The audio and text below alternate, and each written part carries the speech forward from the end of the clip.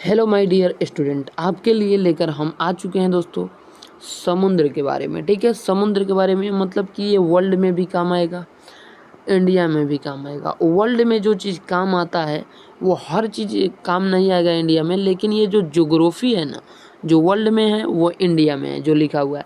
मान के चलिए वर्ल्ड में ब्रह्मांड कहते हैं तो भारत में इसे नीलांड नहीं कहेंगे, ब्रह्मांड ही कहेंगे। ठीक है, चलिए प्रश्न है दोस्तों हमारा, ये प्रश्न है जैसे कि दोस्तों आप लोग देख पा रहे होंगे, ये एक छोटा एरिया है।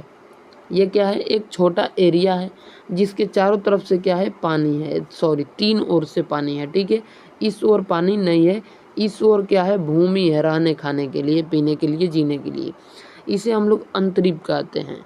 एक छोटा सा एरिया, एक छोटा सा एरिया या छोटा सा क्षेत्र जिसके तीनों ओर से जल है, यानी तीन ओर से जल से घिरा हो।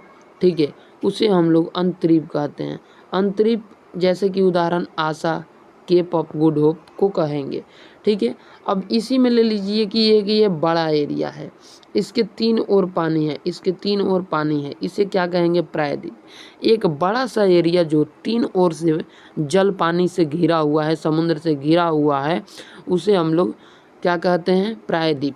प्रायद्वीप का उदाहरण खुद भारत है, कोरिया है, अरब देश भी है। ठीक है, अरब देश भी है। ठीक है, चलिए अगले प्रश्न की ओर बढ़ेंगे।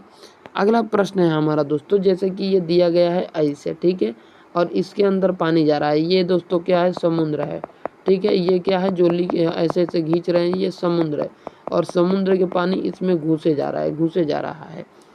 उदाहरण के तौर पे आपको बता दें, जैसे ये हो गया आपका गुजरात। ठीक है, गुजरात कुछ इस प्रकार से है। ठीक है, गुजरात कुछ इस प्रकार से, फिर एक बार जाता है, फिर उसके बाद ऐसे चला जाता है। और भारत का नक्शा कुछ हमें बनाने नहीं आता है अच्छे से। ठीक है, भारत के नक्शा कुछ इस प्रकार से चला जाता है। ठीक है, इस प्रकार से आ जाता है। ठीक है, बनाने नहीं आता है अच्छा से। ठीक है, तो अब ये जो है ना दोस्तों, ये वाला, इसे हम लोग क्या कहते हैं? इसे हम लोग कहते हैं दोस्तों क्या? इसे ही कहते हैं सोता। इसे ही कहते हैं सोता, जो खोद खोद कर अंदर पानी घुस रहा है, खोद खोद कर अंदर पानी घुस रहा है। अब आप लोग सोच रहे हैं कि इसको क्या कहेंगे, इसको क्या कहेंगे?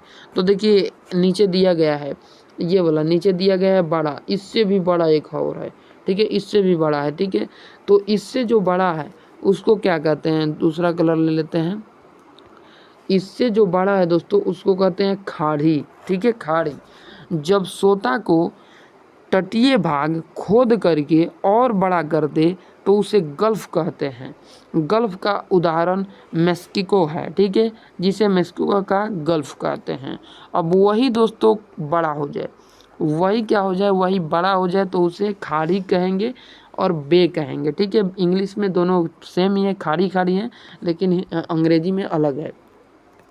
तो जब गल्फ को और खोद कर बड़ा कर दे तो उसे बे कहते हैं। क्या कहते हैं? बे। जैसे कि उदाहरण है बे ऑफ बंगाल, बंगाल की खाड़ी बड़ा हो जाता है तो। ठीक है, बड़ा हो जाता है तो। अब ये क्या है दोस्तों? ये चंद्रकार है। ठीक है, ये क्या है? चंद्रकार है। इसको कहते हैं बाइट।